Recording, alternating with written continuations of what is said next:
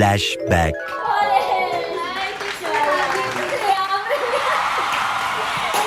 Who's more likely to drop out of school? Who's more likely to eat everything they see? More likely na mapagalitan sa set? Who's more likely to do weird things in public?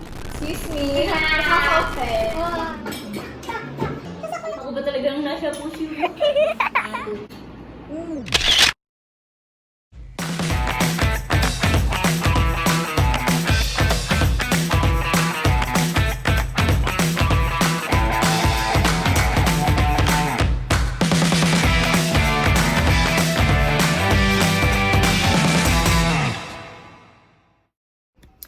Ops, bago mo panoorin ng part 2, syempre kailangan mo munang panoorin ng part 1. Kaya ilalagay ko yung link ng part 1 sa baba sa description box.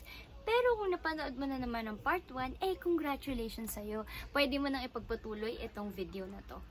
Sige na, manood ka na. Who's more likely to take a lot of big photos and not be satisfied with? So, Guilty. ito kasi, ano siya, hindi siya ma-picture talaga, hindi siya ma-post. Pag kailangan lang talaga, di ba? Sabi mo dati. Pero tinatry niya ngayon. Tapos si mama. Ngayon, picturean ko kasi lagi pagkain. Ayun, Kita niyo okay. naman mga maiden ko eh. Pero yung mga picture na sarili niya, ito talaga si Kapag Bea. kailangan lang. Plus, kapag may picture siya, kung ano yan.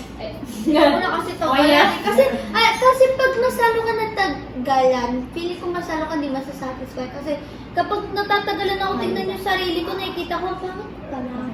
Yeah. So, dapat pag titig mo, tanggal agad para, ano. Isipin mo, maganda na yan, maganda na yan. Pero hindi talaga yung Ito kasi, 100 na. Di ba, 100 na yung yung back camera. Siya talaga lagi nagpipicture sa akin. Tapos, ihaharap niya pa yun sa sarili niya. Pero ako magpipicture, ihaharap niya na para kita niya yung sarili niya. 100 ulit yun. Tapos, pipili na siya. Pag may 3 na siyang final, papapiliin niya na ako. Tapos kapag may medyo isa pa ulit. Tapos minsan, si Krisam naman, baka daw iba yung angle. So, bakit? Tapos yung pose niya, isa lang. Sabi ko, Who's the laziest to take a bath? Ako, lahat ko sa kanya, feeling ko, Pinado. Ay, maligo. Ay, naliligo. hindi kasi, natawa ko doon sa, naliligo to. Parang unusual yung naliligo. Parang ako pala yung hindi normal. Pero bakit parang galit ka? Pero bakit kasalanan ko? Parang kasalanan ko. Sorry na. Hindi kasi, nag-aaral ako, di ba? Nag-home study ako. So parang, ano ko yun, para magising yung diwa ko. Para ma-push yung sarili ko na mag-aral. So sila kasi, nag-exercise at saka iba-iba yung activity sila. Nag-exercise sa pagbibig. Nakakapagod kaya siya. Oo. So, pwede na ito ano eh. Tatayo ka ng ilang oras. Tapos gagawin kaganyan. Ano? Gagawin ka. Mas pag... Wow! May groove eh. May Renegade. Okay, ikaw. Ba't hindi ka naliligo? Hindi kasi... Kapag di ka lalabas, di ka maliligo. Nakakatamad kasi talaga. Hindi naririnig. Nakakatamad kasi talaga. Maligo. Maligo. Pero, oy, dati once a day lang ako naliligo. Ngayon, twice a day. Na minsan, thrice a day. Wow! Sa day lang talaga eh. Dahil ngayon naman, yung kasi uminit sa bahay. Tsaka quarantine, kailangan natin maging malinis. Simula nung ako, ano ba? Nag-relasyon ko para maligo. Ayun, kasi one time naligo ako, tapos pagkaligo ko, alam niyo yung babang ako yung touch ko ganyan. Feeling ko ako si Catherine Bernardo. Kasi bago ligo, ang fresh ko. So, ever since then, naliligo na ako araw-araw para ma-feel ko na ako si Catherine Bernardo. Bakit ako? Pero alam ko naliligo, Liza na. Ito po kami mag-usap. Isang topic lang, 3 oras. Who's the most sensitive one? Ako. Talaga si Blanc. Alam niyo minsan, naisip ko abnormal ako eh. Pero pag may mga ganyan na tanong, lagi ako. Baka kayo yung hindi normal. Wow! Hindi pa Hindi kasi sensitive siya in a way na baby kasi siya. Oo. So, konting ganyan mo lang sa kanyang kakapasak. Medyo. Konting ganyan mo lang sa... Masain din ako. Diba? Lahat talaga! lang. Sige, ano pa ba? Ano Hindi pa? ko kayang gawin. Tell more about yourself. Ano to? Audition. Documentary. Ramona Anglay, Dagyo, Girls, Sida. Ito. Kung yung Wala next, pa tayong topic. Meron na wait lang, naman siya. kung yung ano. next na tanong, mapupunta sa inyong dalawa, ito sign na tatangkad ba ako? Okay. Dali.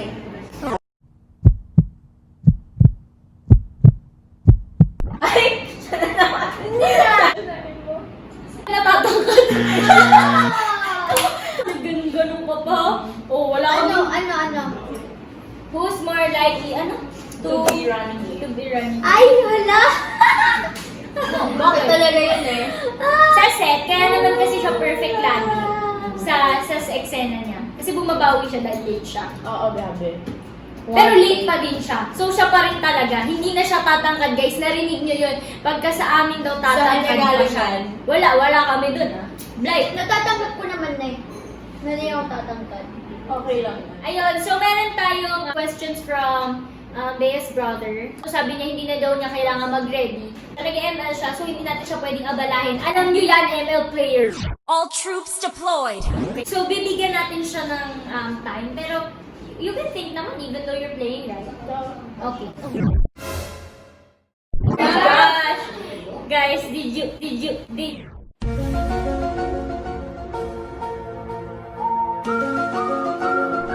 Okay na. Tapos na yung English in 5 minutes lang. What's your first question? Who here is the most masungit? Who is the most masungit daw sa amin? Feel ko. Ikaw. Oo. Pero not in a way na hindi mamamansin. He's the type of friend kasi na tough friend. Yeah. Honest kasi siya. So, hindi nga totoo. Hindi siya yung tipong one-sided. Na kasi friend ka na sa'yo siya kakampi. She looks at the both sides. She looks at both sides. Alam mo, natawag naman tayo ko. Naalala mo dati ginawa ko ng card na I'm sorry, Lalo. Ganun ako katakot sa kanya. Hindi kasi meron kami, hindi naman kami nag-away. Pero meron siyang ginawa na medyo Na-disappoint siya. So, ginawa niya pa ako ng card. Kung nakita niyo sa IG story ko, ilalagay ko siya somewhere there. Hindi ko alam kung saan ko ilalagay. Basta ilalagay ko siya dyan na gumawa pa siya ng card na pag binuksan mo, I'm sorry, I love you. Tama? I'm sorry, I love you. Pero hindi naman sungit ako. Hindi nga, dahil nga, tough ka, ganon. So, masungit kapag may ginawang mali. Five more friends. What's more friends? Bea! Me! Spongy Wala akong friends eh. Wow! Kayo lang friends. Friends din tayo, pero yung friends na, yung real talaga, na madami. Konti lang yung circle ng friends ko na totoo. Same. Ako, Pero kaya madami. lang. Ito kasi friend Saka ko, si pero... Mona. Oh, Mona! Shoutout sa'yo, Maya. Baka naman. Pero parang pati ko sa lahat, pero konti lang talaga yung mga friends ko. Who's the most mature idol? This one. Yun ang upuan mo. Ito hindi na eh. Naka-level up na siya sa pagiging Alam niyo, cancer. sinabihan ako ni CJ, uy, ang galing mo. Kasi, yung mga una talaga niyang laro ng ML talaga, yung buti na lang si Andrea Brillantes, kayo mapapaganon ka talaga. Pero ngayon, kahit pa paano nakaka-first blood pa siya. Akala ko talaga magaling siya. Sa una, hindi. Mapaparang ko eh. Hanggang ngayon? Sabihin na, pwede sige na CJ. Baka naman sa rank ko, medyo pwede na ako. Ito kasi magaling yung si Jacob. Ito talaga, mag-artista ka na lang. Oo. Hindi ako history. Who sleeps the most? Ay, hindi ako yan. Hindi ako natutulog eh. Ikaw. Ikaw, feel ko ikaw. Ay, di tayong dalawa. Hindi, feel ko ikaw. Kasi di ba? Kasi magme-message ako sa'yo, kung reply mo sa akin, sorry, kasi tulog ako niyan. Di ba? Nagme-message ka, 2:00? Siyempre tulog ako, 2:00 yun eh. Tutulog. May nakakausap pa tayo ng mga Oo. AM. Oo, ikaw. Oo. Ano bang oras matutulog, di ba dapat? Dapat tulog na. Ito napaka-bad influence. Matulog kayo ng mga 3:59. Wow! Who is the cleanest? Ay, hindi ako yun. CJ. Malinis Pero Oo. compared sa amin, dalawa ka. Hindi kasi siguro... Sa TV kasi organized ka eh. Parang, uy, may ganito ka. lalabas na Oo! sa bahay. Uy, my God! Uy, pero Girls tapos na love to. ko to eh. Diba? Ganyan siya eh. Lahat ba tayo? Oo, dogs kami lahat eh. Ako dogs and pig. May pig ka, diba? I had a pig. Anyari? Nalitsyon. Charot. Ay! Namatay siya Oo, kasi. namatay. Nanganak siya. Ano anak? Nag-give birth siya, tapos namatay siya, tapos pati yung baby niya namatay. Who watches the most Korean telenovela? Grabe talaga. Kasi ako, pag nandun si Ji Chang-wook talaga yung 16 episodes, one day. Grabe ka. Alam mo yung pinaka-fast ko na K-drama? 3 days. Pero hindi ko kaya yung quarantine yung yung ngayong quarantine yung one day. Ako sabihin sobrang ano naman yung buhay ko. Ako kahit di quarantine nakakatapos ako eh. Busy And pa then siya. si Naruto nasa 722 episodes all in all.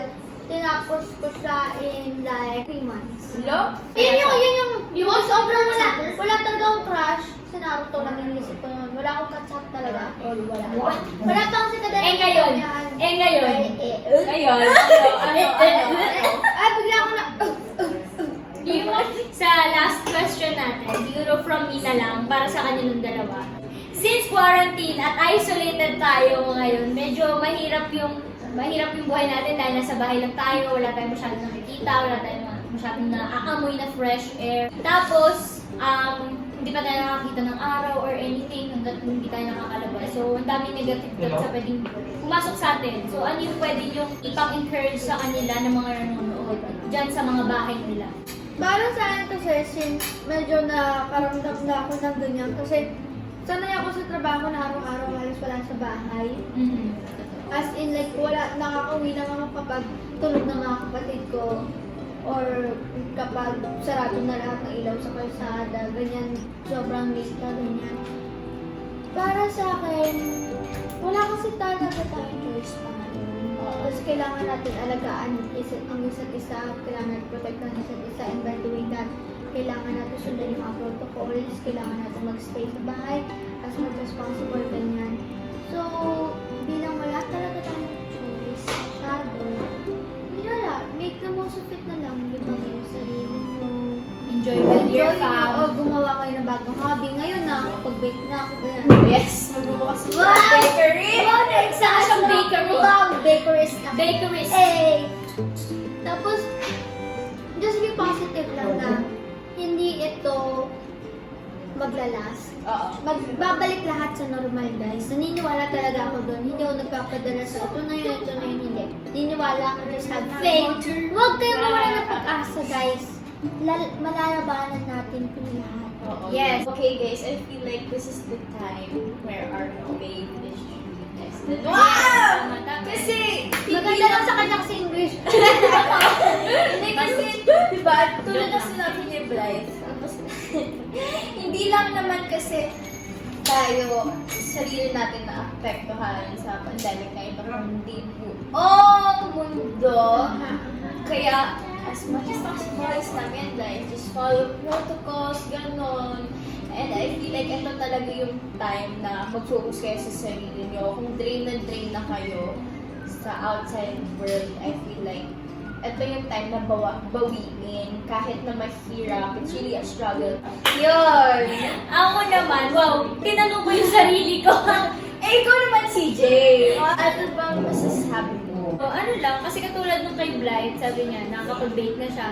Yung time nyo na yan, make it an opportunity for you to improve yourself.